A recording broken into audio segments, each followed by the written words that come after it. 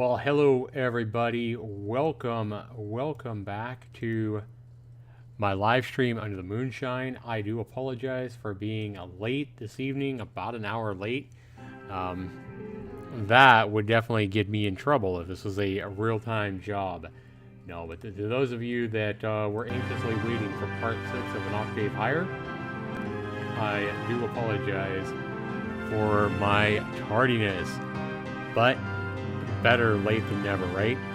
Let's go ahead and start with part 6 of an Octave Higher. Ryan is so tired and sore. I think I pulled a muscle in my bicep. Oh, not good, dude. Not good, man. Not good. Let me turn down this music, which is extremely loud, I know. Alright. Hopefully you guys can hear me okay. I don't know who else here. We got Ryan here. We do have the fussbot turned on, so you guys will be earning 100 Zax coins every 10 minutes of this live stream. And you guys will be getting 4 times the usual Zax coins for being here in my streams through Sunday night to compensate for everybody losing all their Zax coins when I had to completely wipe out everything associated with fussbot to get it to work. So welcome back, everybody. Welcome back. Some of you guys, like Ryan, I know, some of you guys I did go in and give. A lot of you guys that have been here today, I gave you guys a lot of the Zax coins you were missing from back in December that you earned. So if you remember back in December, we had Zax coin drawings and stuff like that back before the days. Well, that was back in the days when I kept everything handwritten because, you know, through drawings and stuff like that. Yep, that's how, Ryan. Yep. You had, I think, almost 2,000 coins back in December that were added. So all the old Zax coins that I was keeping track of by pen and paper were added. For a lot of you guys, anyway. So if we remember to part 5 of an Octave Higher, last night, Frederick made a real spectacle of himself when he really tried to get in good with Elise. And he tried to impress her by spending all night long copying 24 pages of note for a song so she could play it on her piano or a piano, and spend all night finding both the tune and, once he found it, copying the tune by hand on 24 pieces of paper to give to her. And he got really frustrated when she wasn't super impressed. And basically had a big fight with Franz there at the magical mechanical factory and the broken piano. Really upset Elise. And then he went walking home and got in the bad part of town and ended up getting in a big fight with some proles out on the street. And the second prole basically buried him with rocks. And sent him, it was a magic war that sent Lord Frederick smacking down hard on the street. And that's kind of where we left off, not knowing yet what happened to Lord Frederick after getting in the big street fight, because he was so frustrated, I think, with Elise and not smiling enough and not being happy enough for everything he did for her. So we're going to jump back into an Octave Higher, guys.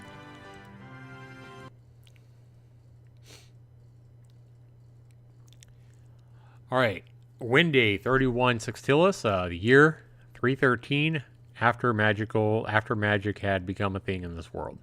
So again, that is not the time, guys, like I first thought. That's the year. I think the reason I thought it was the time is because of the AM. But the AM does not stand for like morning. It stands for like after magic became a thing in this world.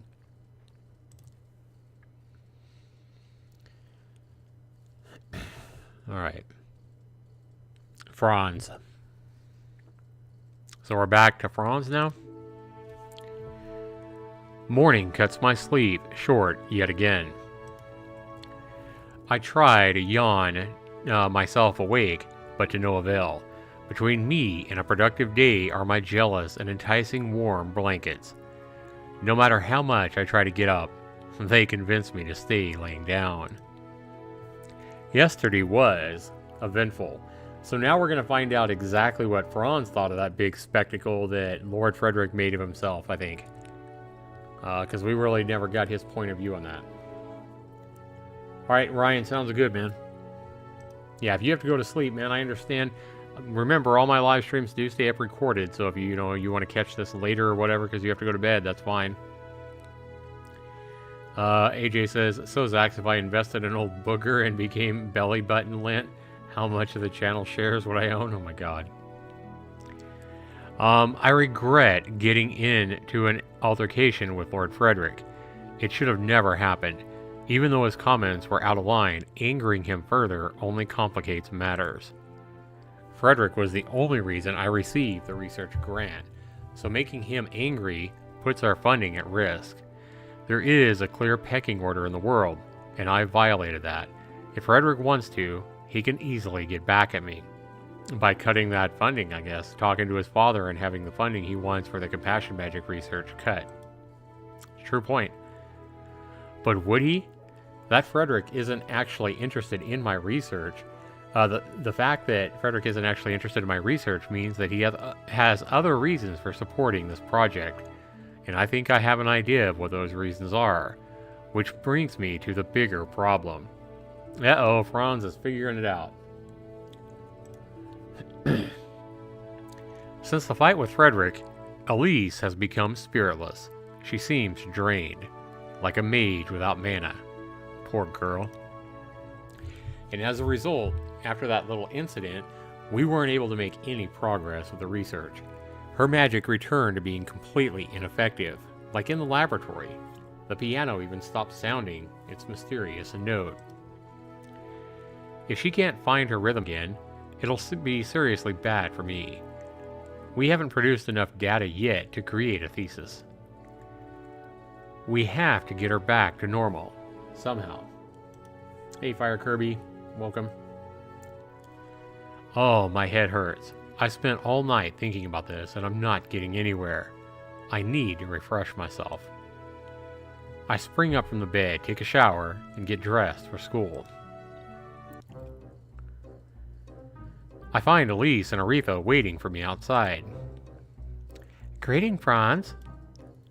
Aretha is energetic as usual. Good morning, Franz. Are you ready to get started? I am. Unexpectedly, but not unwelcomely, Elise is also full of energy. Maybe Aretha's liveliness has rubbed off on her. Yeah, definitely. Let's do our best, Elise. Okay. As I'm speaking with Elise, I notice Aretha inspecting my face closely. So I ask her, what is it? You're going to make me blush if you keep staring at me. Oh, nothing. It's just, there were bags under your eyes. Oh, I stayed up really late. Huh? What were you doing all night? Nothing, just... Oh my gosh. Did you have a girl stay the night again? Oh my god, Aretha. Huh? No. Franz is a beast. You're unbelievable, Franz. Sob. Are Elise and I not enough for you? Oh my god, she's being such a smart ass. You know what? You know who Aretha reminds me of? Aretha reminds me of AJ. AJ, I think Aretha and you are very similar.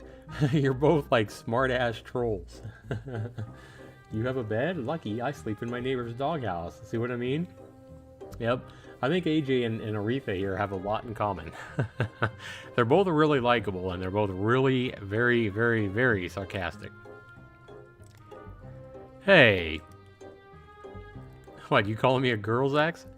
Aretha pulls Elise away and drags her into the omnibus with an exaggerated gait, as if every step were a stomp. Elise, be careful. Franz is a sexual predator. If you stand too close to him, he might get you pregnant. Look at her face. Oh my god. This is so funny. What? What? Is that possible? Lisa's like all serious. Oh, this is too good. Elise's eyes are wide open, more in awe than in horror. Yes! That's frightening. That's a frightening magic spell. There are no spells like that. I hope Aretha hasn't been putting all sorts of weird thoughts into Elise's head. Oh, that's too funny. I spend half the morning commute explaining to Elise that there are, in fact, no magic spells that could make a girl pregnant. Oh, I'm enjoying this too much. That's funny. Oh, so Elise says, oh, so that's how it is. I thought it was something you learned in magical science. Ha ha ha. What part of it sounded like science to you? But it's magical science. You're supposed to know spells that ordinary magicians don't. No. Magical science is not about learning spells. It's not? Then why do you go to magic school? How do I explain this? Elise is hardly the only person to have this misconception about magic science. Many students go into magical science hoping to learn how to cast high-level magic spells, or to learn secret techniques to make their magic stronger. But really, magical science is mostly math and theories. Vocational schools are better for students who are only interested in using magic. Magical science is about spellcasting, is as much about spellcasting as much as archaeology is digging. And Aretha says, Elise, you're misunderstanding something. Finally Aretha comes to my rescue. She is usually better at explaining things to people without scientific or engineering backgrounds. Franz's ability to make a girl pregnant with the sheer power of his mind is not a magic spell. It's his superpower. Oh my god. Just when Franz thinks that Aretha's coming to support him and explain something for him, she continues with her sarcasm. That's too funny. AJ says she's gonna keep her distance from Franz. Yeah, no kidding. Yeah, she is gonna keep her distance from Franz. She's gonna be thinking Franz is gonna get her pregnant.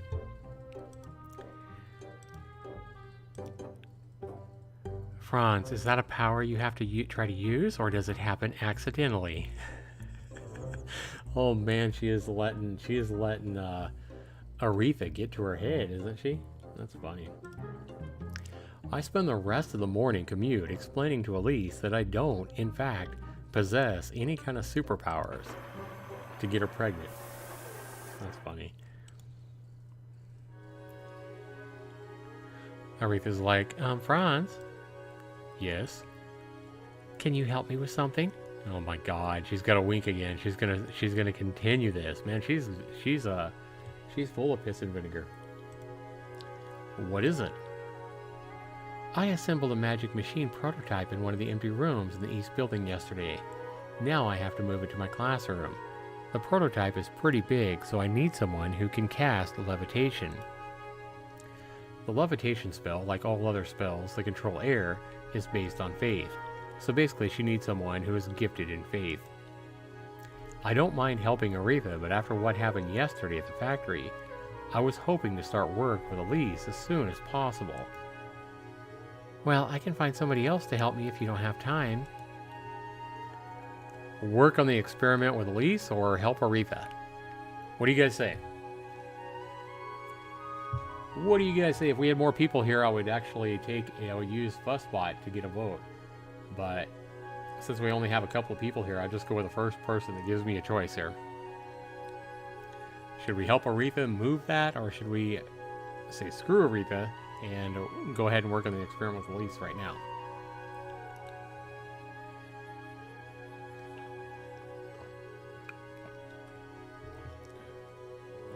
You can go with Elise, all right? And so my relationship with Elise went up. So if I went with, if I'd helped her out, I probably would have got an increased relationship with her. I'm sorry, Aretha. I need to get to work on the experiment as soon as possible. I understand. Don't worry. I can find someone else to help me. See you later, see you later, Franz. See you later, Elise. See you later, Aretha. Aretha parts as I silently wave my goodbye. Elise is like, uh-oh, she's got a pout. Alright, so let's get going. Huh, she's still silent. Elise takes a few steps back, hugging her chest. What? Oh, wow. Elise, superpowers aren't real. I can't get you pregnant. Ha ha ha ha ha. I know. Let's go. That's funny. I knew it. Aretha was a bad influence. Yep, she's already got her messing with him now. Yeah, see how this stuff is contagious, AJ? See, this is exactly why you need to worry about all your sarcasm. It's contagious. It rubs off on people. Just like Aretha's sarcasm and crazy, you know, it's already wearing off on Elise here. Yeah, now she's trolling Franz, exactly.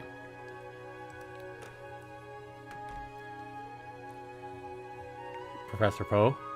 Mr. Byron and Miss Shelley, good morning. Good morning, Professor. Well, good morning, Professor Poe. After the exchange of greetings with Professor Poe, Elise and I begin preparing the experiment right away. Elise gulps down a bottle of mana potion while I'm setting up a number of measuring tools and other lab equipment. Are you ready? Yeah.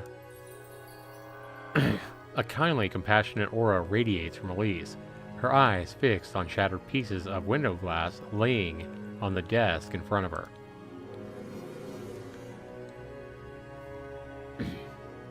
Okay. The glass is still in pieces. I didn't feel anything abnormal when she cast her magic. All readings from the measuring tools show a regular revive spell. Well, let's try again. Okay. She cast it again.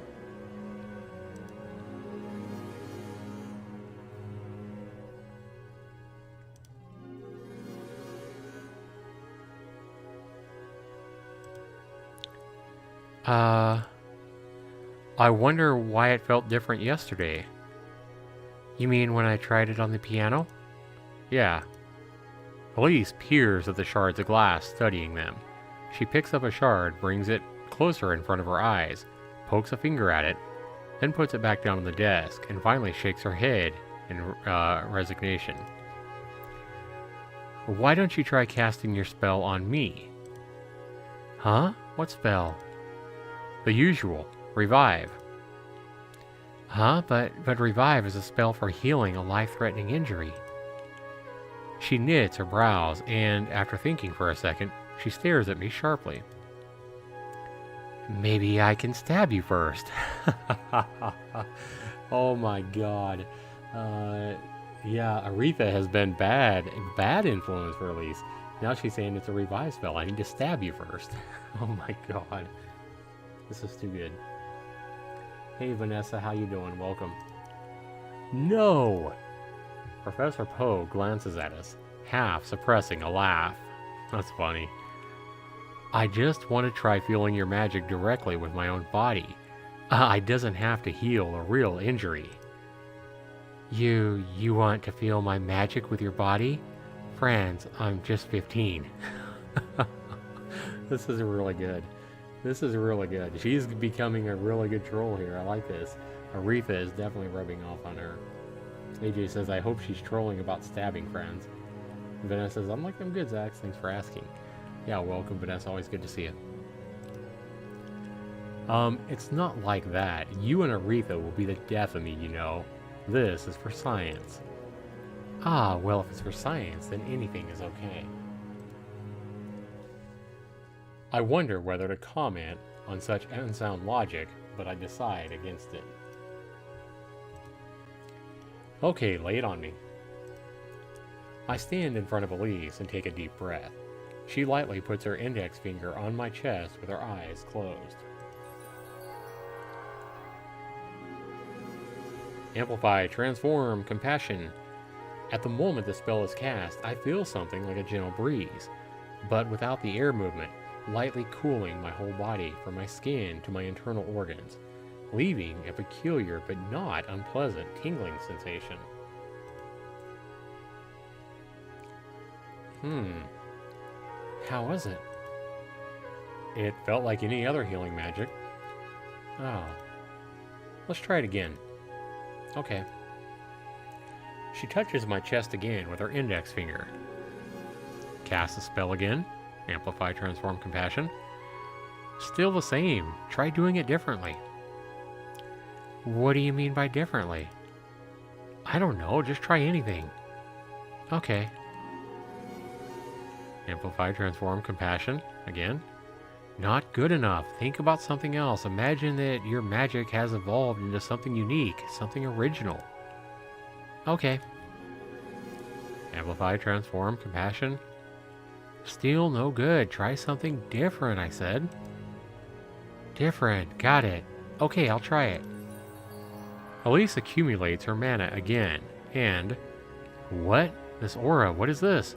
This is not normal compassion aura. There's something different about this compassion that I've never felt before. Like there's a lot of determination in it. Like there's fortitude. From the spot where her finger touches my chest, through the thin fabric of my shirt, I feel a certain kind of warmth spreading to my whole body. It's a wholly different sensation from the cool breeze I just felt before. In a few seconds, the warmth starts broiling. My temperature rises up. My body feels a burning sensation. Oh wow. Huh? Summon! Summon courage. My body combusts in a blaze. Oh my god, she burst him on fire. What the heck? Oh my god, what? Arg! Hot, hot, hot, hot! Franz, you're on fire. Oh my gosh. Summon intelligence. With the speed of a panic, I cast water to douse the fire. My clothes are completely drenched in dripping water onto the floor. Now that I think about it, I could have cast wind to blow out the flames without soaking myself. Franz? Hehe. I thought your compassion aura was different. It didn't occur to me that it felt a lot like courage. Haha, you told me to do something different, so I unconsciously, I swear it wasn't intentional, honest. Huh. Poe? Ho ho ho, it seems our young assistant is a little too eager. Don't worry. Franz can take a little beating every now and then. Ho ho ho. Professor, I want to bring Elise to the factory again. Yesterday we couldn't record any data because I left all the instruments here. Do what you must, young scholar. You don't need to ask my permission. Thanks, Professor. Let's go, Elise. Okay. Oh, would you do me a favor? Sure, Professor. What can I do for you? The professor hands me a paper on which he had been writing until a minute ago. On your way, please deliver this to Geoff Godwin. I examine the paper. It has my handwriting on it, with some corrections by Professor Poe, and his signature at the bottom. Isn't this the budget plan I made a few days ago? Yes, Geoff wanted to know how the research fund would be used. I see. Well, I'll stop by the Lord's mansion on my way home from the factory. Please do. With Elisa's help, I take some measuring tools, though we still can't carry the big ones, and leave the laboratory. How you doing, Juan Martin? Before going to the factory, I dry myself in the courtyard, using wind, and we have a quick lunch together in the cafeteria, and then we set out.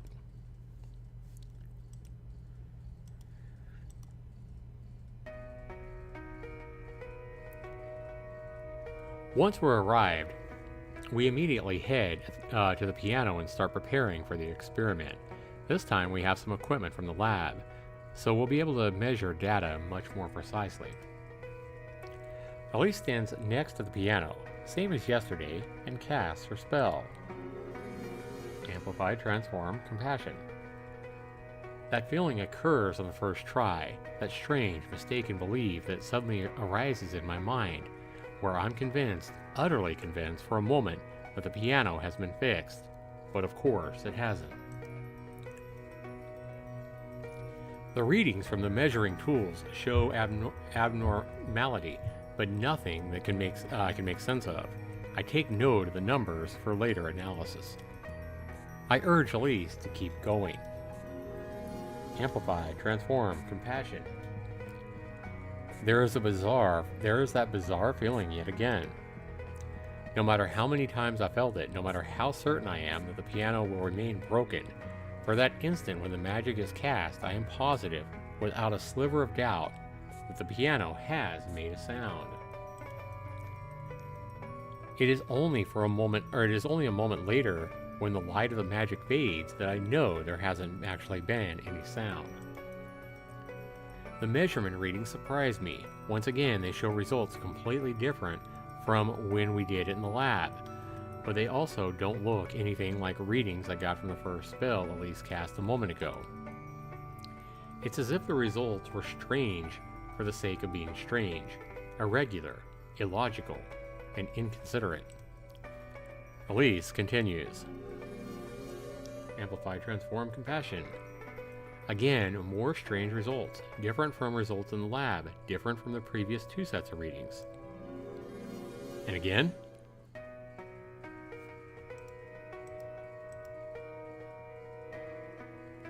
When we're done with today's experiment, the piano will mute. The sun has already turned red in the west. Why won't you sing? Elise is slumped at the piano, attempting awkwardly to give it a hug. We did get some data. I may be able to learn something from it. To be honest, I don't know how much I'll be able to learn from the data. At a first glance, it looks like gibberish to me. But I need to keep Elise's spirit up, or we may never be able to unearth the underlying pattern here. My assurance seems to be working. Elise gets up from the piano and faces me with renewed vigor in her glittering eyes. Really? Will I be able to revive the piano after you study the data? I'll do my best. Elise says, will I be able to revive the piano after you've done your best to study the data? She asks it again, and then Franz says, I don't know, hopefully you will. Piano? While Elise is still whimpering like a small animal, we hear footsteps from the grassy path that lead to the backyard. Oh, it's the girl. What's her name? Elise? Elise and I turn to the direction of the voice and find a girl around my age, looking as tired as her dirt and dust covered, sweaty factory uniform. Judy! Elise, I heard you resigned from the factory yesterday. What happened? Why didn't you come and talk to me? What are you doing here? Oh, Judy, I'm sorry. I wanted to see you yesterday, but anyway, I'm fine. I'm now working as a research assistant for Franz here. Research assistant? Franz? The girl's gaze is fixed on me. She observes me with a suspicion clearly written all over her face. Hi, I'm Franz Byron, a student at the Conservatoire d'Ouverture. And what do you want from Elise? Her accusatory tone contrasts with the anxiety in her gait as she slowly puts herself between me and Elise, like a scared doe who forces herself to be courageous in order to shield her fawns from a lion. Judy, it's okay. Franz isn't a bad guy. He's helping me repair this piano. A piano? This thing? The girl meekly points a finger at the broken piano. Yeah, Franz is researching a way to repair it with compassion magic, so we're helping each other. Elise, you can't fix a piano with magic. Yes, we can. We're already making progress, I think. Elise. The girl glances at me, unaware of what to say, before continuing to speak with Elise. Elise, we're pros. We don't mix with the bourgeois. You can't be a bourgeois. But I don't consider myself a bourgeois. That's right, because you're just a factory worker. Now come back to reality, Elise. There's no happy ending in this, you know. Why not? I'll make my own happy ending if I have to. Elise's determination stands in stark contrast with the other girl's obvious concerns. No, Elise. The girl smiles, but her smile looks sorrowful. Happy endings are a luxury. And the thing about us pros is we can't afford luxuries. Oh, wow. Judy says, take care. She stares at me again with a mixture of anxiety, suspicion, and confusion before turning away and running back along the path. Wow, guys. Wow. I'm sorry, Judy. The girl Elise calls Judy has already disappeared from our view, but Elise is still staring into the emptiness left by the girl. Oh, wow. Alright, guys, I need to take a quick break. I'll be right back in just a second.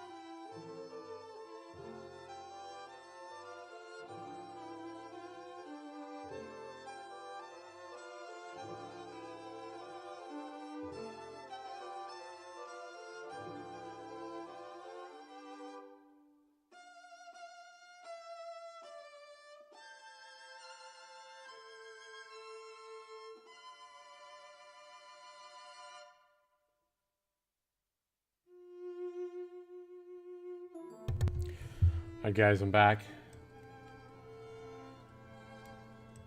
Bring back the desktop here. So, Elise's co-worker, Judy, had obvious concerns about... I mean, it would look a little bit weird, even in a magical city or whatever, to be thinking that, you know, everybody knows that, even the pros know that magic can't restore broken things. You know, they would probably know that magic can only be restoring life, you know, heal wounds and stuff like that on living things. So I imagine that Judy has obvious concerns for Franz's real intentions. AJ says, wow, Franz should have grabbed a pipe nearby and beat her half to death instead with said pipe. Franz is like, your friend? My best friend. Judy was the one who talked her boss into letting me work at the factory, even though at the time I was only 11. Oh, wow. It's Magical Mechanical's policy not to employ children under 13. At 13 years old, Judy had only started working at the factory herself. The boss said that if I couldn't perform at work, he would not only fire me, but also fire Judy. But Judy was willing to take that risk because she had faith in me. I don't know what would have happened to her if she had been fired from the factory. Her parents had passed away and she was living alone. I did make a lot of mistakes at the beginning though, so Judy always had to clean up my mess and ended up working much harder than she should have had to. She was only 13, Franz. The red of the sun is reflected in Elise's droopy eyes. Wow, that's kind of sad. Well, why did you have to work at 11 years old? Because if I hadn't, Madame Bavor would have made me pay for my living expenses by working at her brothel. Oh, damn. At 11? Damn. Her life must have been very difficult. I've always felt that Elise's magic is really strong for a girl her age. But now I know that it's because this girl has been using magic to earn a living since she was 11. Magic is her only means of survival. Magic is the only thing she could depend on to save herself. Hey, Franz. Yeah, what is it? Could you take Judy as your assistant too? Elise pleads me with sorrow in her face, the usually bright smile nowhere to be seen. Take Judy as my assistant? I don't need another assistant, that's for sure. Judy wouldn't be of any help for my research even if I did hire her. But I could probably make some things up just so she could be a research assistant on paper. Even Elise isn't actually an assistant. That's just what I call her. So yes, I might be able to help Judy if I really wanted to, provided that we actually got Professor Poe's approval. There is a small chance that I could help Elise's best friend, which would no doubt make Elise very happy too. But I'm sorry, Elise, my research project is not a charity. And so he asks her, is she gifted in compassion? No, Judy's traits are courage and faith. Then she can't be my research assistant, I'm sorry. Disappointed but hardly surprised, Elise forces out a weak smile. Ha, it's just too bad, but I understand. Thanks for thinking about it, Franz. Sorry, I wish I could help your friend. It's okay, you've already done so much for me. I'm glad I met you and Aretha. Elise's face is starting to brighten up as the orange sky fades to an ever-deepening blue. It's getting dark out. It's almost sundown. Shall we go? I have to deliver this budget plan to Lord Godwin. Yeah, let's go. We exit the factory, walk to a street in the city area, hail a taxi carriage, and head to Lord Godwin's house. I hope Frederick won't be there. I don't know what I would even say to him.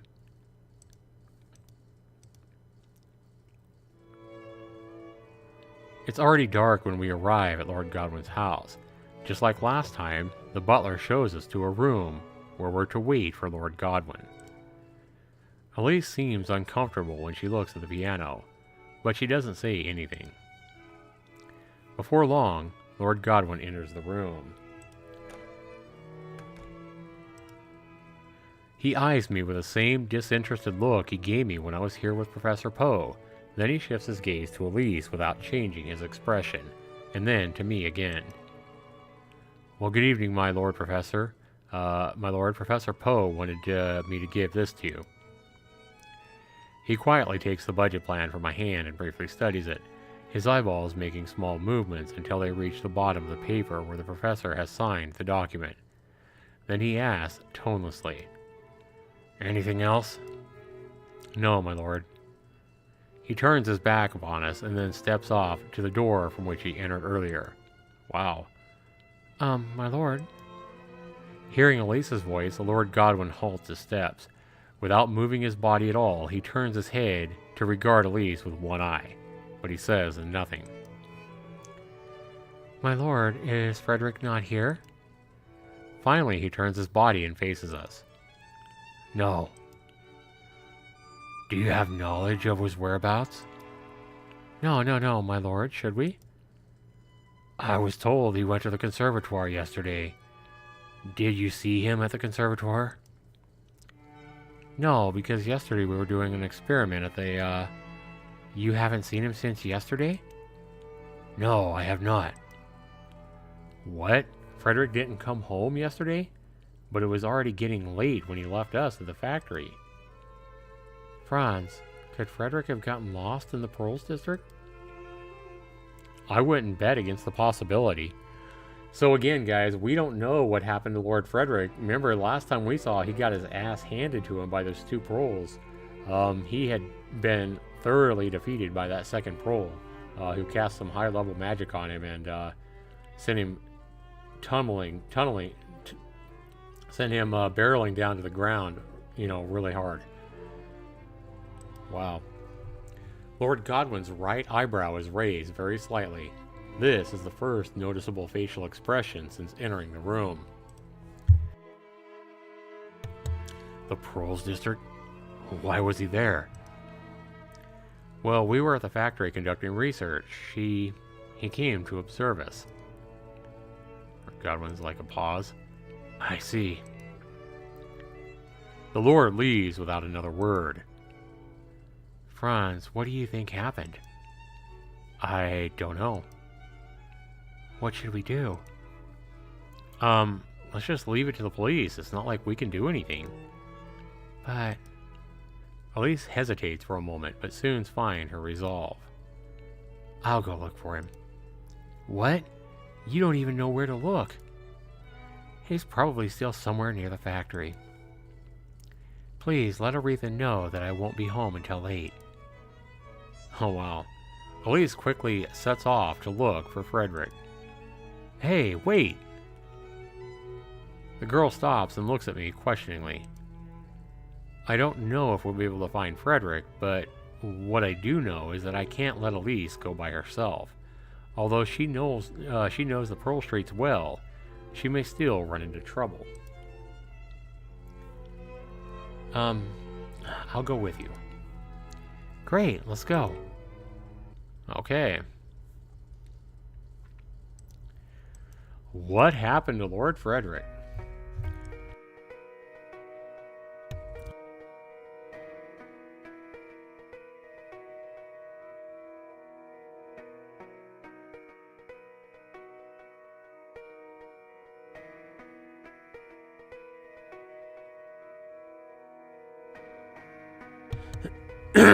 Oops. Sorry, guys. I was muted. Anyway, he said he took out enough, so he can't use illumination, because Elise requested him to. Elise talks to the people on the street. They tell her that they haven't seen a bourgeois today, except me. But some of them remember seeing a bourgeois in a very expensive looking get-up yesterday around sundown. That must be him. We asked them where this person went. Unfortunately, none of them seem to know. A group of Pearls tells us they saw Frederick go into a certain alley, but later someone says they saw him come out of the same alley. Either they're misremembering or Frederick was walking the streets just randomly. Following whatever clues we could gather from the locals, we inch our way from the muddy street to muddy street, gloomy alley to gloomy alley, further and further away from the factory where we last saw Frederick.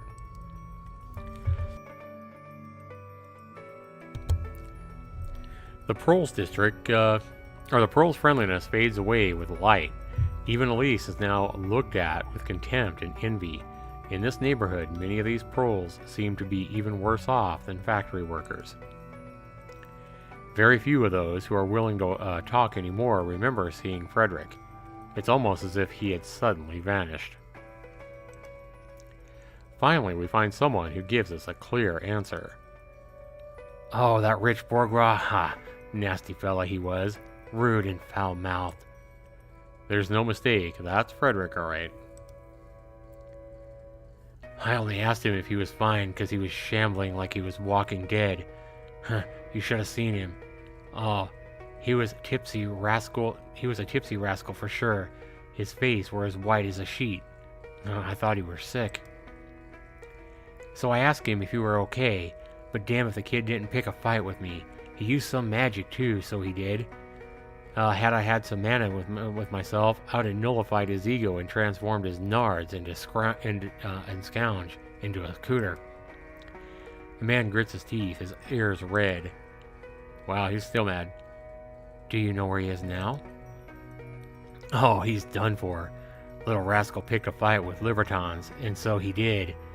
I was out for the count, mind, but ain't no chance he'd made it out of there. With Libertons? Why could he have won? He's pretty good with magic. The man sneers at me as if it were an extremely dumb thing to have asked. 'Cause one of them Libertans was Hendrix. You don't mess around none. Who is Hendrix? Haha, if you don't know, it's best you keep it that way, kid. Please, tell us, mister. Please? Elise looks up at the man's face with wide, wistful eyes, blinking a few times. As if charmed by her magic, the man's gaze is drawn to Elise's puppy dog eyes. He sighs. Fine. Man by the name of Fyodor Hendrix is the leader of Libertad. He's the liberator, so he is. Huh? I want to ask, liberate from whom, but I decide against it. Where can we find him? Find Hendrix? Yeah. Forget it, kid. Don't go looking for trouble, 'cause he'll give it to you in spades, so he will. Please tell us, mister. Please? I'll get you home, little ones. You shouldn't be here after sun down. Elise's puppy eyes dogs aren't working anymore, so suddenly I get an idea. Elise, give me your hand. Huh? I take Elise's delicate hand and hold it in my own. Why be lovey-dovey all of a sudden? That's fine though, just be on your way. I whisper to Elise again. Let your compassion flow. Elise follows my instruction and fills her mana with compassion, focusing it on the palm that's in contact with mine, and I do the same with intelligence. Transform on 3. 1, 2, 3. Transform, compassion plus intelligence, using both her magic powers. We both invoke the transform ability at the same time, compassionately and intelligently, directing our magic at the proletariat man. A simple charm only makes someone temporarily like you, instead of directly manipulating their mind, but if they like you, they're more inclined to help you. Tricky. I can't normally cast a spell because I'm not gifted in compassion, but together, Elise and I can. Elise, do the puppy dog eyes again. Huh, puppy? Elise cocks her head while staring confusedly at me. Ask him about Hendrix again. Oh, okay. Elise looks at the charmed man. Please, tell us where to find Hendrix, mister. Please? With her puppy dog eyes. The man is quiet, his eyes unblinking, still dazed and dazzled in a hypnotic state, all emotions gone from his face. His mouth stays momentarily half open until at last it lets out a voice kinder than that with which he spoke before. Fine, but you two be careful, you hear? You can find Hendrix at Libertad's hideout. It's in the brothel. Oh wow. The brothel? Maison du Beauvoir, it's over there. Just follow this street. And then when you find... I know where it is, thank you. Thank you, mister. Wow. Not wanting to waste any time, we walk away and head to Maison du Beauvoir. Elise leads the way through the dark alley, lit only by oil lamps hung outside of some homes. Franz. Elise speaks in a very low and timid voice, her cheeks painted crimson by the light of the oil lamps. It must feel weird to know that the place where you used to live is a criminal hideout. Well, yeah, but Franz... With eyes downcast, she starts to slow down. It's okay, we're just going to find Frederick and get out of there, okay? Yeah, but, You're still holding my hand. Oh, wow. That's actually kind of cute. You're still holding my hand. Oops. I didn't mean to. No, it was a total accident. Oh. I look down. Indeed, I'm still touching Elisa's small, nice, and soft, if slightly cold hand. Oh, sorry. I let go as nonchalantly as I can totally manage. That's kind of funny. The building stands tall and bright amid the dead quiet of the slum around it. Sounds of people laughing and mingling on the street combine with the sounds of sinful debauchery coming from inside the building. This is the singing voice of Maison de Beauvoir. The vicinity of the building is livelier than other Pearl's places. Who'd have guessed that the den of criminals lay hidden among the most conspicuous place in the whole district? AJ says, sorry for what, Franz? Then they both do the hanky-panky right there and then. Sorry for what, Franz? And then they do the hanky-panky right there. That's funny. Ellie says, Franz, what do we do? Do you know a way in? I mean, besides the front door? Well, there's a back door in the kitchen, but it can only be opened from the inside. Well, that's useless to us. Why don't you just go in as a customer? Huh, it does sound like an intriguing idea. No, I'm too attractive. I wouldn't be able to move freely with all the girls fawning over me. Now Franz is being sarcastic. Oh, no, I don't think you'll have to worry about that. Ouch, that hurt, Elise. Damn. But in all seriousness, I can't go in as a customer because they're not going to just let a customer wander around by himself looking for some secret room. Anyway, are there any other ways to get inside? Elise thinks hard with a hand under her chin, her eyes scanning the Maison building. I know. We can go in through my bedroom window. Cool, let's go. Elise leads the way from the front door, ambling down streets around the building until we arrive at a narrow, unpaved path behind it. Here it is. I gaze straight ahead, and a concrete wall gazes right back at me. Where? There. I follow Elisa's pointed finger with her eyes, trailing up along the wall 10 feet, 20 feet, and finally stopping at 30 feet above the ground. That's the roof. Look closer. Eventually, I do indeed notice a small window way up there. That's your bedroom? It was my bedroom. I used to think that only rats and spiders lived on the roof. How do we get up there? I was hoping you'd know. Well, of course, I'm the magical scientist, so I must know how to break into hard-to-reach places at night. Yeah, using the power of science. Note to self, teach Elise to recognize sarcasm. That's funny. Anyway, the window, lucky for us, I do happen to know the right spell for this. Elise, stand in front of me and relax your body. Okay. With Elise standing in front of me, I extend my arms toward her and open my palms. Transform faith? Franz, you know it looks like you're reaching for... Oh! Oh my. Elisa's body starts to lift slowly, her posture unchanged, her feet no longer in contact with the earth. Obeying my hand's upward motion, wind carries her body up. Steadily and carefully, I levitate Elise to the window. Once she is close enough, she opens the window and enters the attic. Well, at least she didn't lock the window. Using the same spell, I float myself up to the window and enter the attic bedroom. Franz, that was so much fun. Ha ha ha ha.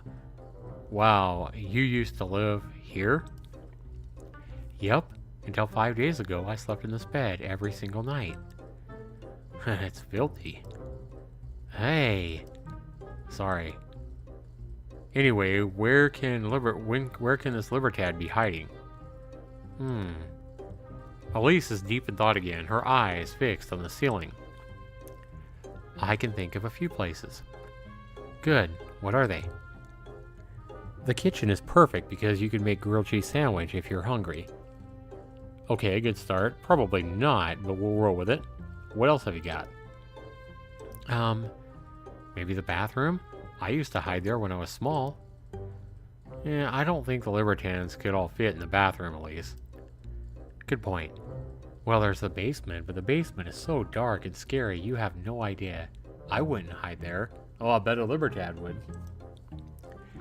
The basement? Yeah, that must be it. That's what I'm thinking, too. They must be hiding in the basement. Huh? Didn't you hear what I said about how dark and scary it was? I did, indeed. Show me how to get down there. Okay. We descend the small flight of stairs to the second floor. In the hallway, some girls are chatting and giggling with each other, while other girls are entertaining customers. There's so much noise just from the hallways and lobby that we barely even need to whisper. Elise and I are hiding behind the stairs to the attic. We can't go to the basement through the hall. There are too many people. Do you know another way? No, it's the only way. Do you know any spell to make us invisible? Unfortunately, I don't.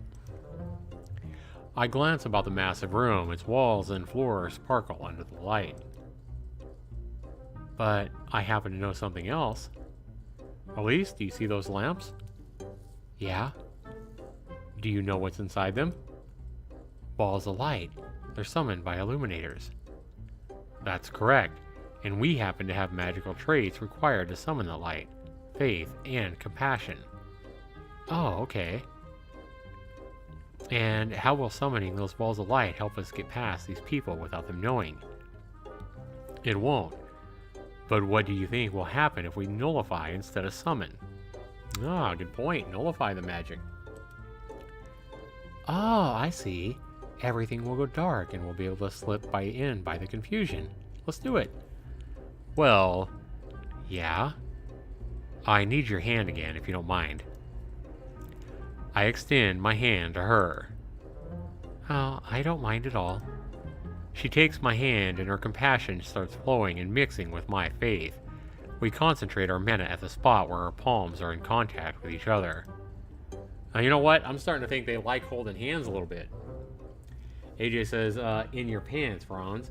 Then they do the hanky-panky right there for the second time.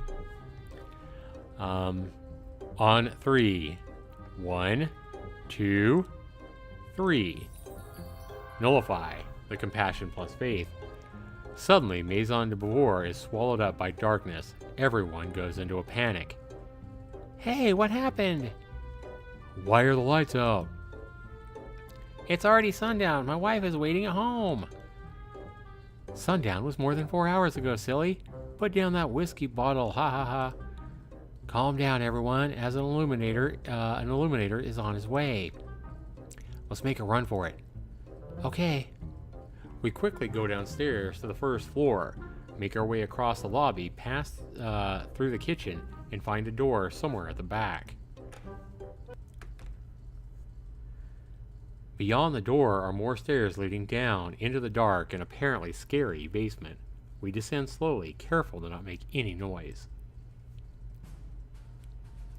The stairs end at a long corridor with doors on both sides. Down here, the sound of shouting, giggling, and moaning from above can hardly be heard.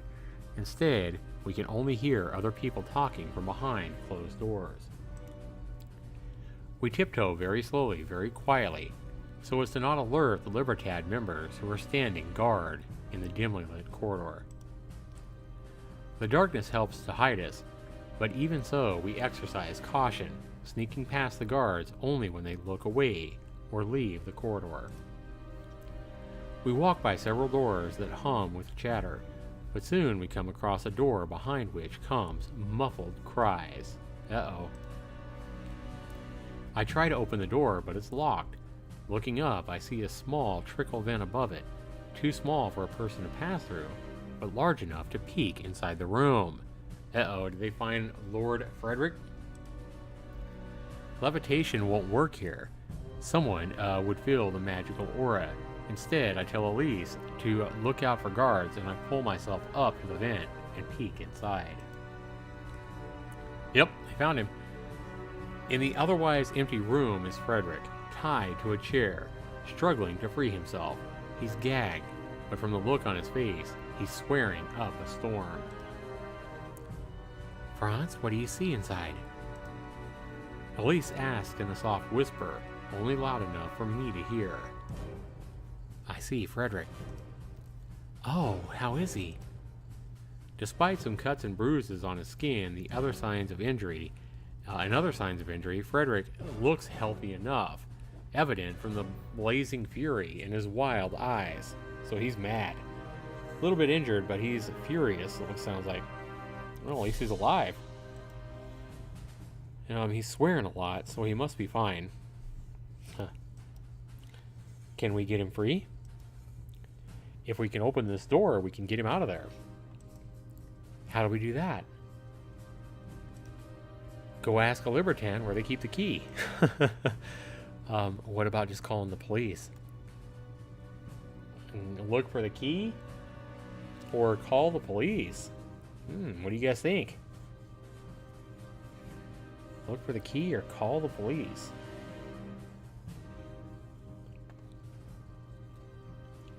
I don't know that we want to get the police involved in this. I don't know why. I think getting the police involved in this might be a mistake.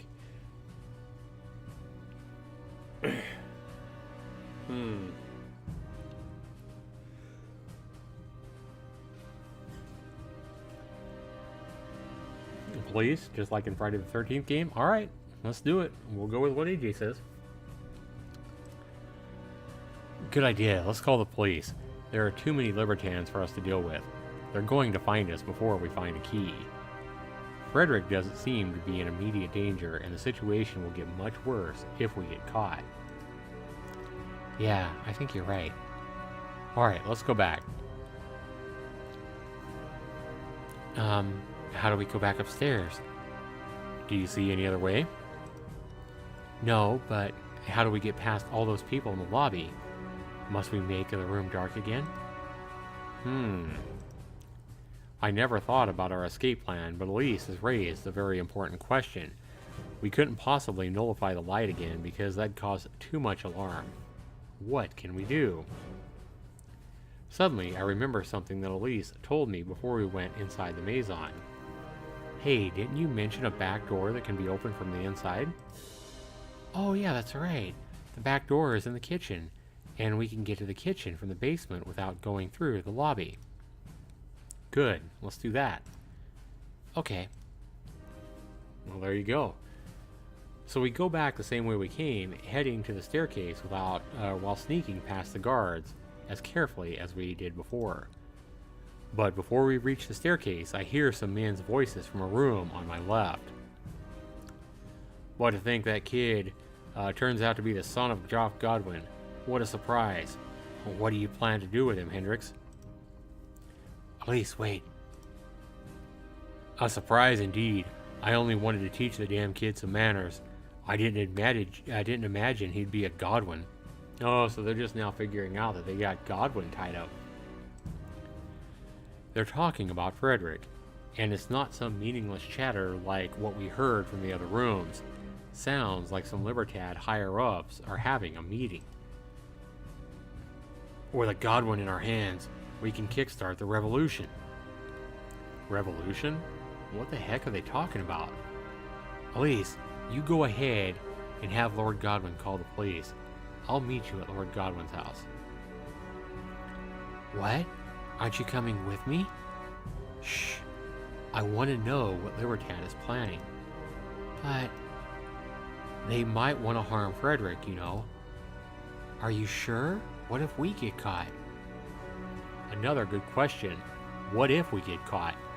I'm in an incredibly dangerous position here, but I need to know what they're planning. And Bloody Vanessa's like, she scares me. Well, all the more reason for us to call the police, right? Franz, don't worry, I'll be fine, just go. Okay, be careful, Franz. With a nod, I send Elise on her way. After making sure that she's reached the staircase safely, I hide myself behind a file cabinet and listen carefully to the Libertads meeting. Muscular man. Hey, Hendrix, I understand your way of thinking, but if I may, I'd like to ask that you reconsider. It is still much too early for Libertad to target Lord Godwin. He is a powerful man. The air of elegance with which the muscular brown-skinned man speaks in a foreign accent belies his proletariat presentation. So this is the guy that Elise met that took her to lunch when she stormed out of Lord Frederick's house after being asked to service Frederick. The man he calls Hendrix doesn't reply, but even in his silence, the unkempt and thinly bearded man wields authority. The police are ignoring us because they don't realize how organized you are. Ransoming Lord Godwin's son will change all of that. I would have released him if it were me, blindfolded him and let him go far away, so he can't leave the police right back here. Release him? Ransom or not, that kid is a punk. This guy needs to be punished on principle alone. Jisung? Haven't I heard that name before? Instead of Hendrix, another Libertad member has voiced his opinion, but this Jisung doesn't pay him any mind. Jisung says, Hendrix, it is not wise to wait until we change our ranks. I suspect your opinion, Jisung, but the dilemma is time. The dilemma of time is that everything is either too early or too late. Starting too early may be bad for us, but it's better than starting too late. The proletariat has been enduring injustice for too long. If now is not the time to bring the capitalists to their knees, then what is? And finally, we've been handed a bargaining chip. Jisung, your entire community was forced into labor by the upper class pigs that Lord Godwin, that this Godwin child represents. Your people slave away and your country is drained of its natural resources, all for mana. I know this, Hendrix. This is why we must fight. Day and night our people work themselves to death, endlessly producing magic machines that enrich the bourgeois. They build conservatoires to educate their children in the ways of magic, yet our children are expected to work. They prepare their children to change the world on the backs of our children. We are poor because we don't have mana, but mana is money but mana is money in today's world. If you don't have mana in Overture, you can't live a proper life. Bah! They claim this kingdom is constitutional monarchy, but the very same constitution that protects the bourgeois' ownership of mana also gives them absolute power to rule over us, the labor. They are kings, and we are the slaves. And who is the king of the slave owners? Number 10 says, Joff Godwin. Joff Godwin. Yes, Joff Godwin. He owns Magical Mechanical, and by extension he owns some of the people in this town. For that he lacks in what he lacks in raw wealth over the king, he more than makes up for in raw power. Overture is the most technologically advanced city in the world. We have knowledge. And knowledge is power. True. But elites like Godwin won't hand over their power willingly. It's up to Libertad, to us, to reclaim this country. We will build the new statues and classless society where everyone is equal. Overture is divided because some people have mana and some do not, but we have the resources to give everyone mana potions. We will make a whole new society, a better one in which everyone shall be a magician of equal standing. Mages and wizards will be things of the past, empty rigs. We will give everyone access to mana. When every magician has mana, we'll be judged not how much we contribute to society, not by what social class we're born into. That is equality. And a just social system can be governed by a just government, a government of, by, and for the people. Okay, sounds good. Hello, game. That is our revolution, Ji-sung. It's the same one that will bring your homeland, bring to your homeland once we're successful here. The people's revolution will succeed. Libertad is the people. I have faith in the revolution and the courage to fight for our liberty. And for a while, they're all silent. So will you lend me your power, men? Will you lay down your lives for the revolution? Ji-sung says, "Of course, Hendrix, I am intelligent enough to know that this is a righteous cause. My compassion lies with the proletariat. My power lies with the people." Libertad says, "We will support you, Hendrix. For our liberty.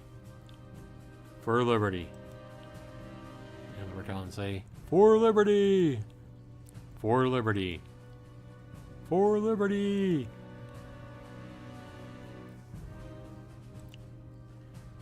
A classless society ruled by a new governor and by and for the people. Zax, why do you hate me so? I mean the bot. Oh, Zax bot. Sorry about that, Vanessa. Are you losing coins? The men are still charming, but I think I've heard enough. I'm not sure what to think about what I just heard, but at any rate, I need to get to Lord Godwin's house as soon as possible. I quietly sneak past the guards and leave the basement.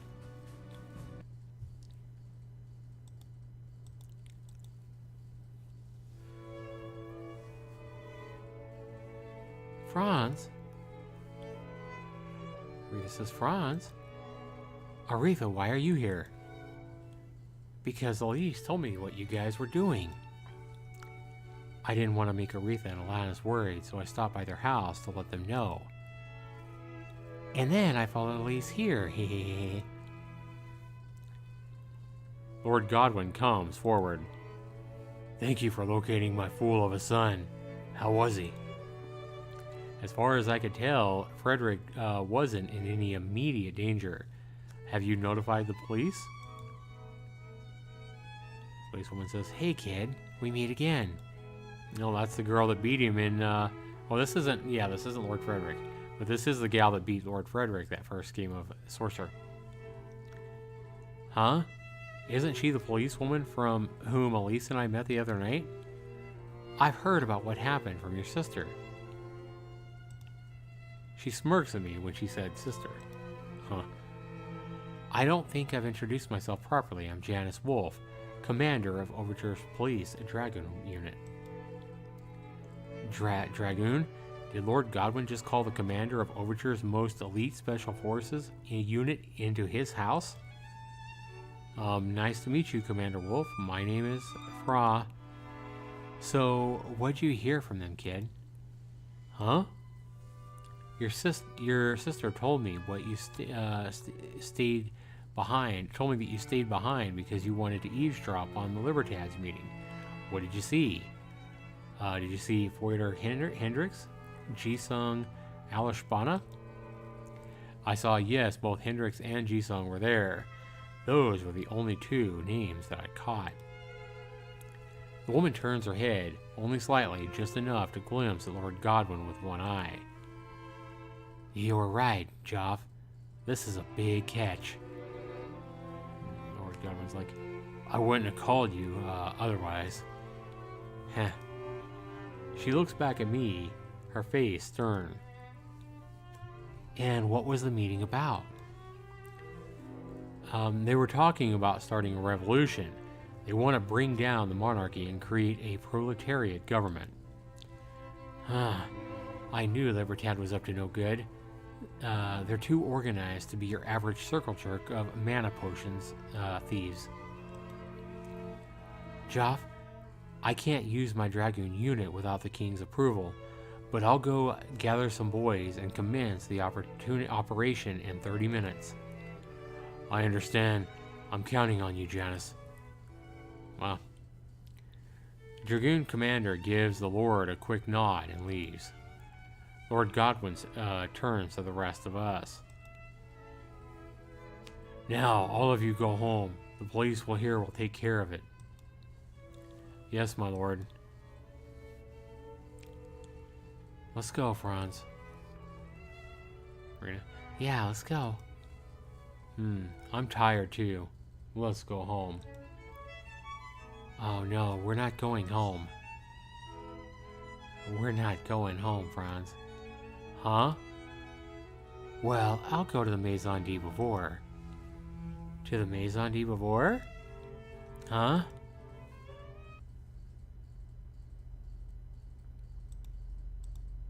Wow. I don't know exactly how they managed this, but I'm now back at the Maison together with Elise and Aretha. The atmosphere has completely changed. The proles that were singing and dancing inside are no longer in sight. There are no more voices coming from the house. Instead, there is a swarm of several dozen mages in overture police uniforms surrounding the Maison de Beauvoir. Oh wow. A chair-shaped one-seater carriage, the trademark mount of a dragoon, descends in front of the Maison's front door. So Janice Wolfe is there as well. Commander Wolfe! The woman jumps off her flying chair and lands in one graceful movement. You shouldn't be here, kid. What happened here? How's Frederick? We underestimated the Libertans, I guess. We wanted to approach quietly and take them by surprise. But when we were still here a mile away, a Libertan saw us flying and fired a fireball to the sky. A second later, we saw another fireball in the distance, and then another, and then one even further away. And then we realized that it was their way of laying an alert, so we dispensed with stealth and got here as fast as we could. We were able to apprehend some of the Libertans who were fleeing the Maison, but a few of them are still holed up inside. I believe Hendrix and Alice Jabana both are still in there. Frederick Godwin is too. So basically, we're now at a stalemate. We can't storm in because they've got a hostage, and they can't escape because they're surrounded. If I hold my dragoons, this will be over in 5 minutes. But as far as the king is concerned, this is just your standard rescue operation. So I'm so stuck with your standard issue police officers. What are you planning now? Frankly, it's none of your business, but don't worry. I'll get your friend out, even if I don't go in there by myself. Are you sure? I heard their leader, Hendrix, is very powerful. Hendrix? Ha ha ha ha. Compared to you, I'm sure he is. Oh, wow. Well, if you're that confident, I guess there's no problem. Fyodor Hendrix is only about as good as your average dragoon. Not something to sneeze at. I'm not worried about him. It's Jisung Alisbana who brought ruin in my night. You know what? Mages in the police force's dragoon unit are chosen among the most elite of mages, but Wolf is saying that Ginseng is even better than those mages. It's hard to imagine that kind of power. Jisung? Wolf looks at Elise piercingly. You saw his magic too, didn't you? You must have had some idea of how powerful that big bastard is. But Jisung isn't a bad guy. Ha ha ha ha ha ha. Listen to me, little girl. In the battlefield, there's no good guys and there's no bad guys. It's just you and it's just them. Can you beat this Jisung dude? I don't know. In a one-on-one combat, maybe. But if Hendrix joins in, I doubt it. Why don't you bring some policemen in with you? Your little twerps are full of questions. You little twerps are full of questions, aren't you? Aretha says, wait, how about this? You go to fight them to buy time for a cop to free the hostage. The commander glares at us, but at least she rolls her eyes and sighs. Bloody Vanessa says, Wolf just reminds me of those badass huntresses. Yeah, like a badass huntress. Yeah, she kind of does me too, Vanessa. Here's the deal. Apparently Little Lord Godwin is in the basement. Problem is, apparently none of the officers here have ever frequented this particular maison. It's a big place, and we don't know exactly where to find him. Franz and I know. Franz and I know exactly where Frederick is being kept. We could free Frederick while you're fighting. For a moment, it looks like Wolf is going to shoot down Lisa's idea, but then she pauses, her mouth dangling open as she contemplates silently for a few seconds until she finally speaks.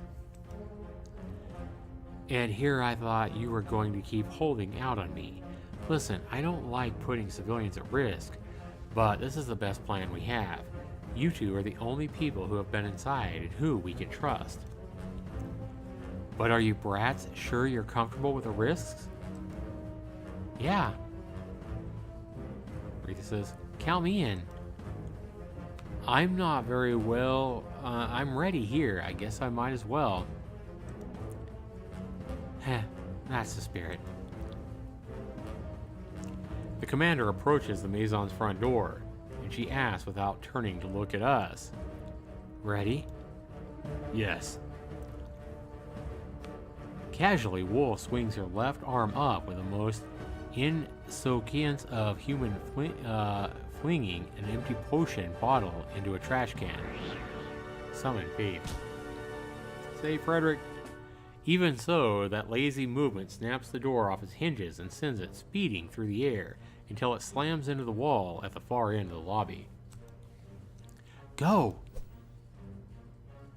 She dashes inside as customers and prostitutes scramble in a panic. Inside, a mob of maybe 20 Libertad members close in on Wolf from every direction. Without batting an eyelash, she raises a finger and casts a spell. Amplify, summon, willpower plus courage. The air inside the Maison suddenly grows dark and heavy. From the ceiling, many crackling balls of lightning materialize and beeline at the Libertans, instantly incapacitating them. They drop to the floor like flies. So here she comes in. There's a whole bunch of Libertads surrounding this Lord Wolf, and we already know her magic is really strong from that first game of Sorcerer she played against Lord Frederick. But here she is going into a situation where she has lots of people surrounding her, and she just casts a lightning spell and drops them all to the floor, incapacitated, knocked out basically. An Amplified Thunder or Thunderstorm is an extremely powerful magic spell that can take down a battalion of unprepared magicians in an instant. And that's what she did. And when the thunderstorm subsides, no more Libertans are standing. In fact, I'm not sure whether they're all even still breathing. But there's no time to admire a magic spell, so Elise, Aretha, and I rush to the basement. Before we catch the stairs, however, our path is obstructed by the bulky man from the meeting. Be gone, you are not welcome here. It's Jisung. Jisung! Well, Elise, this is a surprise. Stop this, Ji-sung. What you're doing is wrong. What do you know if it's right or wrong, young lady? Do you even know what we are doing? No, I don't, but whatever it is, please stop. The proles don't have to fight against the bourgeois. I am one of those proles, but I have hope because I have my magic. Ji-sung, magic is not about casting fire or water or wind or quake. Being able to cast magic means being able to dream. Having magic means having hope. Wow, that's a pretty good point. All we have to do is hold on to that hope and to our magic. I agree, young lady Elise, but that's why we're doing this. We want to create a world in which everyone can have mana. We want everyone to be able to live the dream. No, that's not what I mean. While Elise is still hesitating, a boulder as big as Ji-sung's brawny upper body is engulfed in a fireball, and it flies by from behind us onto the muscular mage. Uh-oh. Arg! He got hit. But Ji-sung promptly expels raw mana to form a barrier around his body. The flaming rock dissipates upon contact, as though it were as though it were made of sand. Little girl, what'd I tell you about good and bad in a battlefield? Ah. Now get the hostage, now. Okay. We leave the Dragoon commander as she lunges at her large enemy. Yet, just when we are about to arrive at the door to the basement, the door bursts into flames and melts into a firewall. From the blazing firewall emerges a figure. Uh-oh. Oh no, Fyodor Hendricks, the leader of Libertad. Oh, wow, guys, wow. The leader of Libertad is here, guys. The same guy who put Lord Frederick in the position he's in. And with no words, he rushes to me with an extended arm.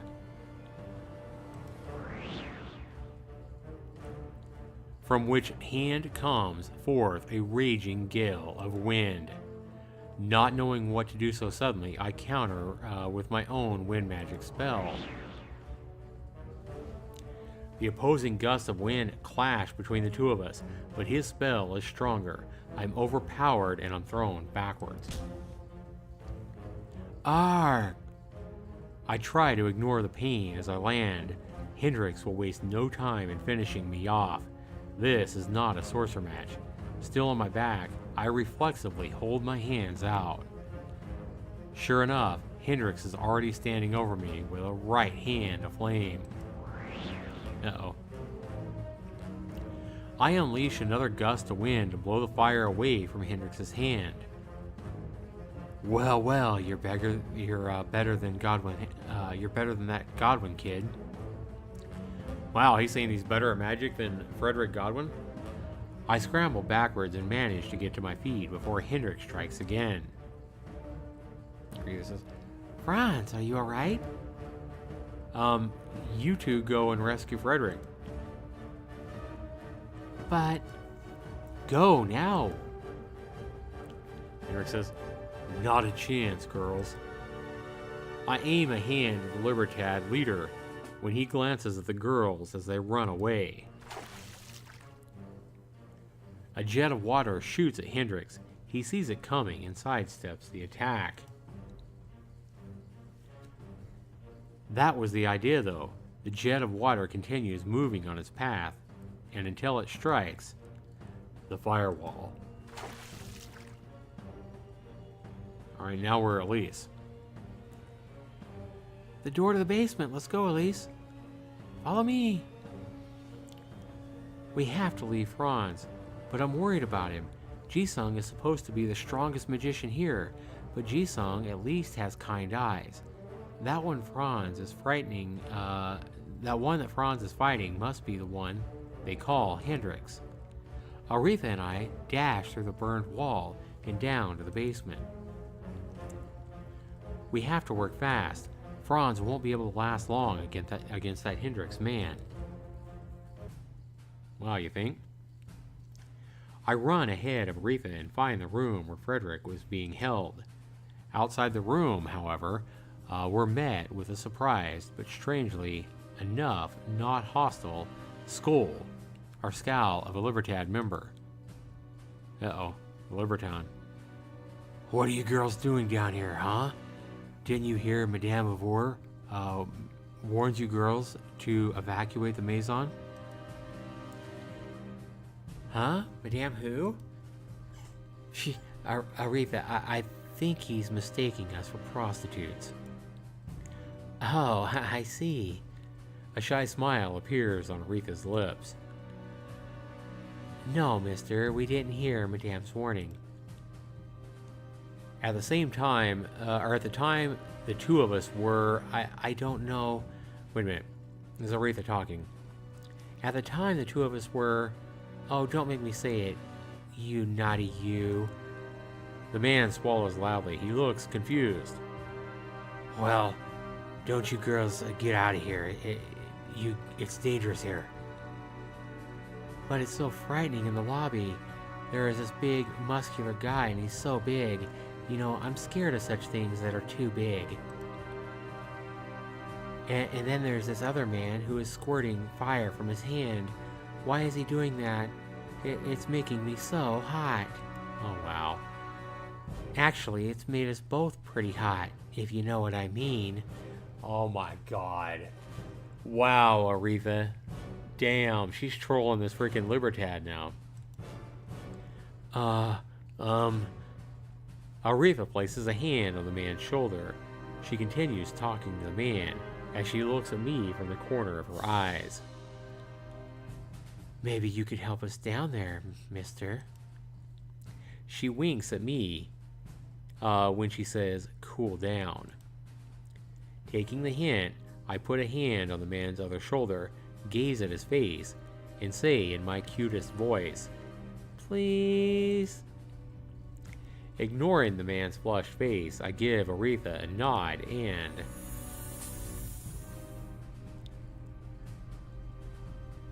The man is encased in a huge block of ice, a combination of Aretha's water and my freeze spell. Wow, good job, guys. His body is tense, but his blinking eyes and quivering lips are signs that he is alive. I think we shouldn't leave him frozen for more than a couple of minutes, though.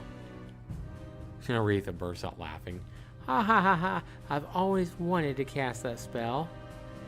Voice is like, Aretha, it's scary how good you are at seducing men. I know, right?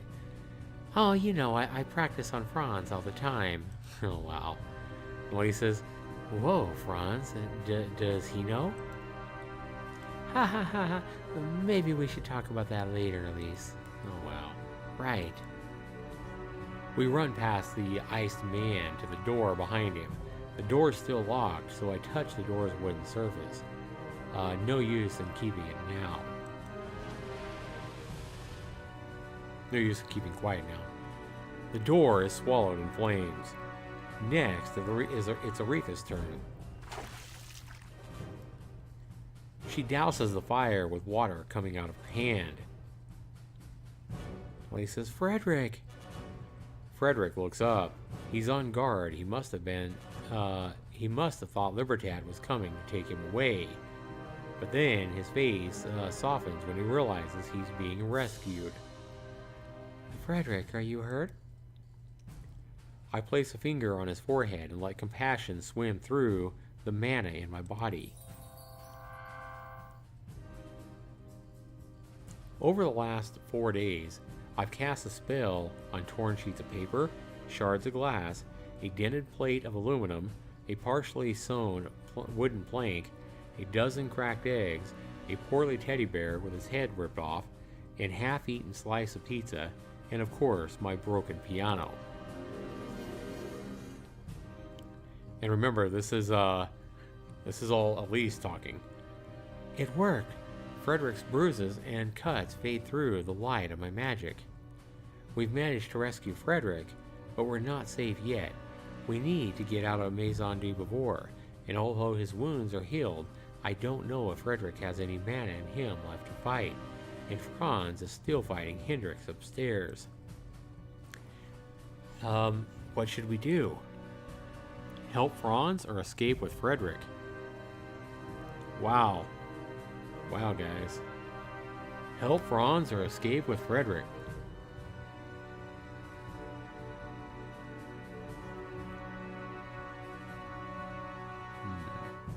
I have a feeling Franz is going to be okay by himself. We're going to escape with Frederick. We're going to get out of here. Because he needs to be rescued. And that was the plan. Now we're going to Lord Frederick.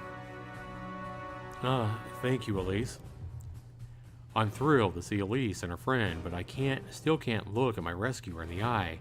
What happened at the factory is still fresh in my mind, where he made an ass out of himself. This place is dangerous. We have to leave now. But shouldn't we help Franz and Commander Wolf? They're still fighting Libertad. Wolf? That horrifyingly strong woman is here? Wow, he almost called her a whore. That horrifyingly strong woman is here? Whoa, that was close. Yep, he did. He almost called her a whore. Wow. You already know Commander Wolf. Yes. Wow, you personally know the commander of Dragoon. Guys, let's talk about this later. Oh, you're right, let's go. The police will handle this. Are you sure? I suppose it is dang... Frederick, behind you. Uh-oh. I turn around at the girl's sudden exclamation. There's a man coming at me, ready to attack, but his movements are rigid and slow. In fact, he's shivering. Yep, he's the guy that was just... this is the guy that was just frozen in ice. Without lifting a finger, I nullify the gravity under his feet. The nullification only happens for an instant because it's enough to give his stride enough force to send him tumbling through the air past me. The man slams into the floor behind Elise and Aretha. I continue forward without checking on him. The impact should have knocked him out cold. Wow, cool. Nice one. I should try that sometime. Oh, is that girl also gifted in willpower? Alright, let's go upstairs. I lead the two girls to the staircase. When I take a step, my foot makes a spattering sound on the puddle of water. Why is the floor so wet here? Leaving the basement, we enter the lobby that's been transformed into a battleground. The Beauty versus the Beast. Yep, there we go. Ji-Sung versus Wolf. With no spells in the air, these two look human, but make no mistake, they're both monsters. And suddenly, the battle begins again. Amplify. Summon a fire tornado, a combination of a tornado, amplified wind, and fire. And an ice storm, amplified ice, itself a combination of water and freeze. Oh wow. A tsunami, a combination of flood, amplified water, and quake. Oh shit. All of these are high-level combo magic spells that normally require two powerful magicians to cast, but these two monsters can cast them quickly and in succession. I mean, I know that a magician has two hands, so it is possible to cast a combo magic spell by oneself, as long as the magic formula doesn't consist of more than two first-level invocations. But in practice it's extremely difficult to pull off, and they make it look so effortless.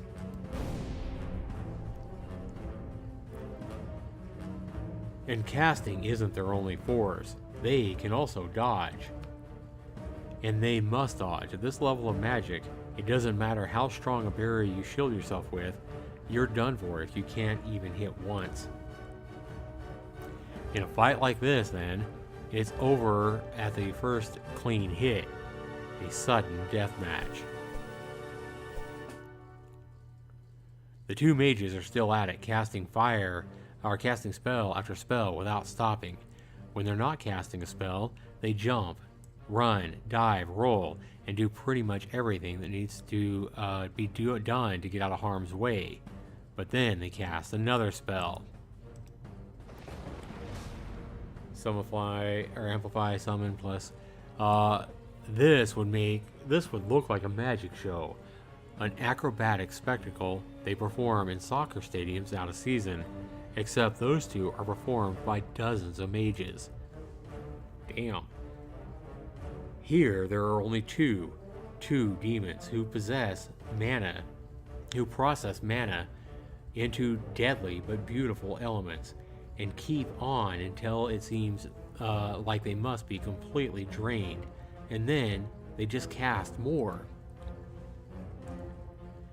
When he says, "Frederick, shouldn't we just keep going?" Right.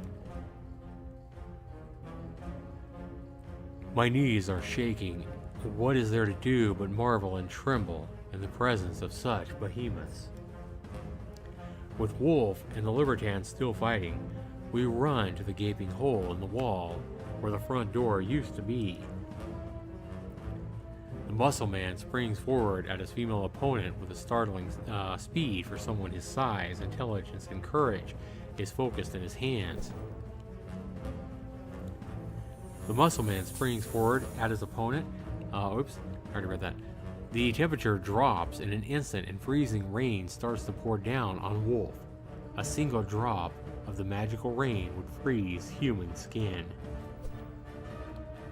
But the woman moves with inhuman swiftness as well, avoiding the freezing rain while squirting towards her foe. She is glowing with courage. Sensing the danger, the man jumps back defensively. Wait, this is my chance to bring the Libertan down.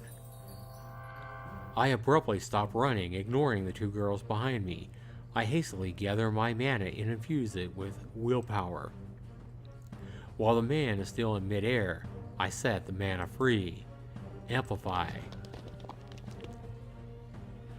The gravity around him increases tenfold, pulling him to the floor with an insane amount of force. Yet the giant reacts with equally insane reflexes, managing to right himself well enough to land on his right foot and his left knee. He absorbs the whole impact of my attack simply by being so tough. My gravity attack amounts to little more than a distraction for this monster. However, when you're fighting against a similarly crazy monster, even a small distraction can prove extremely fatal. AJ says, hearing Zax read the story is nice. I almost fell asleep. When the man looks up, the female devil is already towering over him, a hand over his head, her empty cold eyes peering deep into the man's eyes, as though it were piercing his soul. Like a grim messenger come to deliver ultimate judgment. Her eyes are empty as the giant black void of death, sentences she holds in her hand. But then this grim reaper smiles a devilish smile. It feels like this moment is frozen in time. But the man would only need a moment to escape. In fact, this moment, like everyone before it, is gone before it's begun.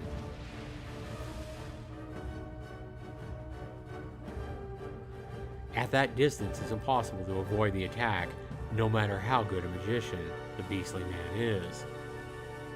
Like a grandiloquent display of high-level magic, the battle ironically concludes with fire, the most basic of basic courage magic. It's a simple but effective spell. A simple hellfire. The giant falls, all his strength burn away in the fire. A lesser man would have died. This man is only unconscious, however. Huff, huff. The mighty commander crumbles down to the floor. She sits with legs stretched out wide and both hands pushing down on the floor beside her hips. The weight of her back rested on her arms. Damn, that was intense. When he says, Commander Wolf, are you alright? Elise is the first to turn to the weary woman. Wolf inhales and exhales slowly a few times before answering. Yeah, no problem. But she eyes me casually. Her formerly demonic face returning easily to a more human expression. Thanks to our young lord. Huh, I was just hoping to force the gravity would knock him back and not out. Wolf seems to smile warmly in response. Haha, it's not gonna happen, kid. Jisung Alishvana wouldn't go that far down that easily. Because he'd have to deal with amplified gravity, and I was always getting close enough to finish that son of a bitch. That son of a witch. If not, I'd have lost. Wow. Reedy says, but weren't you and Jisung fighting neck to neck? No way. That fire was my last bit of mana. If he'd have dodged that, well... Ha ha ha. Oh shit, I'm completely out of mana now. My troops are fighting Libertans outside, and I don't think Hendrix has been captured yet. Oh wow. He says, what about Franz? Where is he? Oh, you mean your big brother? I think Hendrix lured him outside so Alishvana could have his way with me in here without any distractions. Hendrix? Franz is fighting that man? Yep. Franz, I hope he's okay. I'll have my men help him. You should get out of here as fast as you can. Okay. Oh, this isn't going to replenish my mana, this isn't going to replenish your mana, but... Elise crouches down beside the older woman and touches her arm compassionately. Amplify. Wolf's previously erratic breathing has become regular. Her pale face reddens and seems more alive. Thanks for the energize, girl. I'm feeling much better now. But still useless without any goddamn mana, ha ha ha. Now go. Okay. Outside, the police are battling Libertad, the squadron of law enforcers against a pack of rogue thugs. A scorching fire burns to life, a gale of roaring wind blows it out. Raging water floods, rocky walls jut up from the ground to contain it. In front of us, a Libertan is fighting with a police officer. You goddamn cop, die. He shoots water out of his right hand. But the officer steps sideways to avoid the attack. You can't dodge forever. Drawing back his right hand, the Libertan brings the left forward in front of his chest. Huh? But nothing comes out. You out of mana? Damn! The Libertan fumbles around and pulls something out from under his shirt. It's a meat cleaver, the kind that butchers use to hack through animal bones. Oh no. Wielding the cleaver in his right hand, he charges at the policeman. What an idiot. The policeman dodges his attack effortlessly and puts a hand on the Libertan's chest. The Libertan is thrown backwards. He skips off the street like a stone. Seeing his opponent down, the policeman quickly joins a comrade in a fight against another Libertad member. The cleaver has fallen not far from where I'm standing. Frankly, this kind of cooking utensil is completely useless in magic combat, as the policeman has just shown us. I'm still thinking about the cleaver when a pillar of fire swirls from the earth to the chest to the sky a short distance away. And when I see two men fighting, Franz and Hendrix. Hendrix, the Libertad leader who captured me. Frederick, should we keep going? Hendrix. Frederick? I'm sorry, Elise. I can't leave after all. I've got someone to take care of. I look at the cleaver again. I don't know how it could be of any help, but I pick it up and tuck it under my clothes.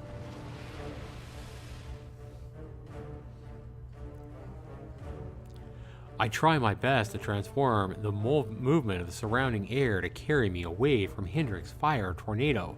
So now we've moved back to the point of view of Franz. The Libertad leader leaps forward, unfazed by his attack, ready to unleash another. I don't know with what spell Hendrix will attack me, but I encase myself in a barrier. He is enclosing fast. Amplify willpower, but suddenly he comes to an abrupt stop.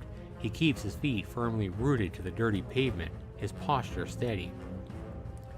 Heh, impressive. There's Lord Frederick. Frederick! Frederick ignores me and speaks to Hendrix. I amplified your gravity, but you reacted in time. Good one. Godwin. I look around. The thunderous and explosive sounds from inside the Maison have ceased. Just outside the building, Elise and Aretha are helping the police fight Libertans. Looking at Frederick and Hendrix again, I see the young lord getting ready to attack. Frederick says, "Die, you scum!" The ground trembles underneath Frederick's roar. The earth's wild shake almost makes Hendrix lose his balance, but he widens his feet to stabilize himself. He's a very disciplined warrior. Meanwhile, Frederick sprints forward. Hendrix quickly takes aim at the young lord. Uh-oh, casting a meteor? A fireball, okay. A fireball flies at Frederick. Seeing it, Frederick gets ready to dodge. Frederick, just keep moving forward. Heeding my instruction, Frederick continues to run towards our enemy. As the fireball closes in, I infuse my mana with intelligence. A gush of water turns the fireball into wisps of smoke, through which Frederick sprints, his willpower fully charged. Nice. The ground in front of Hendrix splits apart. From it springs a solid rock foundation. Striking the Libertan hits hard on his chest. Ugh! The impact launches him backwards. What a lot of fighting, huh? But before he hits the ground, his movement slows down. He has used a levitation spell to keep himself from hitting the ground. I can't give him any more chance to recover. I dash to Hendrix, leap into the air while raising a hand above my head, and swing it down as hard as I can. Summon! A forceful gust of wind strikes Hendrix from above. He slams into the ground. Arg!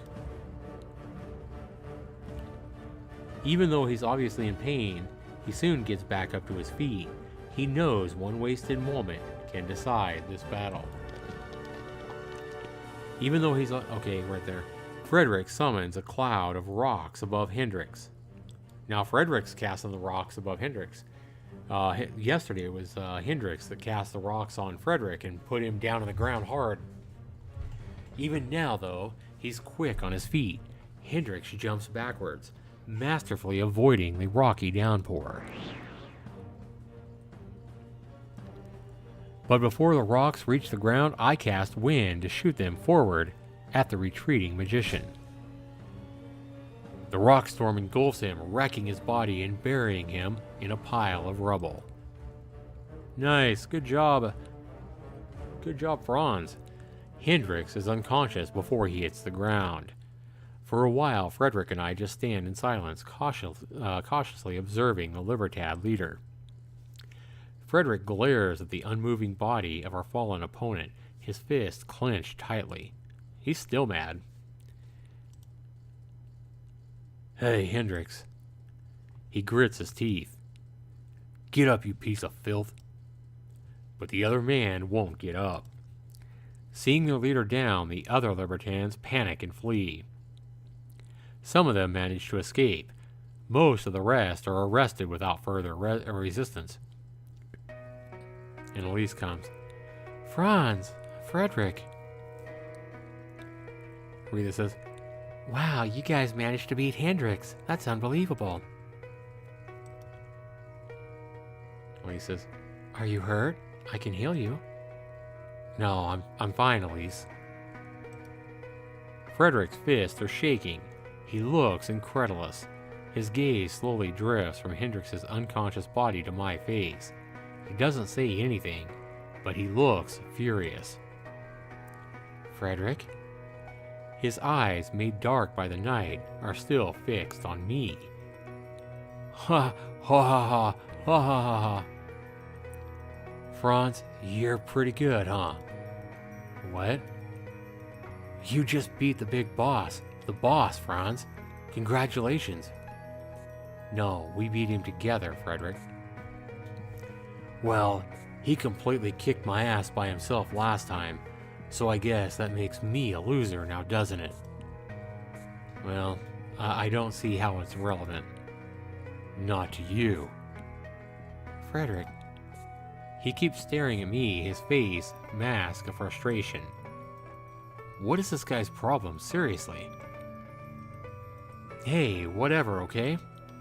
It's not like the girls and I came out here for your sake or anything, sneaked into a gang's hideout to save you, risked our lives by fighting a seriously high-level mage. You should be grateful. Grateful? Well, thanks for going through all the trouble, guys. How nice of you to do this do all this for poor, defenseless me. Oh my god, this guy's still being an ass. I don't get this guy at all. How can he be this shallow? And Aretha comes in. Guys, I don't know what's going on between the two of you, but let's stop, okay? Yeah, let's stop, okay? You know what, Franz? Why don't we continue from where we left off? Let's fight for real this time. I want to know how strong you really are. What? Huh, what are you scared of, some defenseless little rich kid? Ha ha ha. I understand that I mustn't fight Frederick. Not only will it put my research funding at risk, but nothing good will come out of it even if I win. Elise and Aretha will not like it too, no matter what the outcome. But Frederick won't be satisfied unless we do this. Fight Frederick or don't fight Frederick? Wow, guys. Alright, with that, guys, we are 2 hours into the stream. We're not going to make this choice tonight. We're going to make this choice tomorrow night on part 7. I assume we'll be doing that tomorrow night on LiveStream Under the Moonshine, number 183. Yeah, Frederick is a jerk. He still wants to fight, even after we went and saved his butt from this, from being held captive down there, tied up, down under the brothel. Huh, Frederick. Shaking my head. Yeah, Frederick is a jerk. Alright, guys, we're going to continue this tomorrow, guys. We're longer than I wanted to go. I really want to try to keep these things shorter. Anything over 2 hours is just way too long for one of these episodes. But it's easy to continue reading. Alright, guys, we're going to go ahead and save this right here. We'll make that choice tomorrow.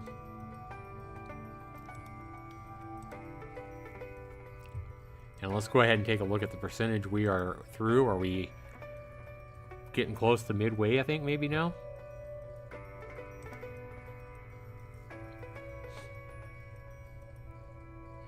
Hello? The game froze up on me. Be the bigger man's axe, don't fight him.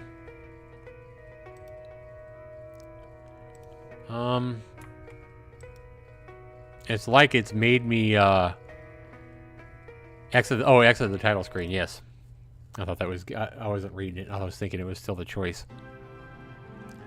All right, guys. So we are now 42%. We're still not even close. Well, we're closing in on being close to halfway. But if we go and we continue, just to make sure. Yep, we're still where we were. Okay.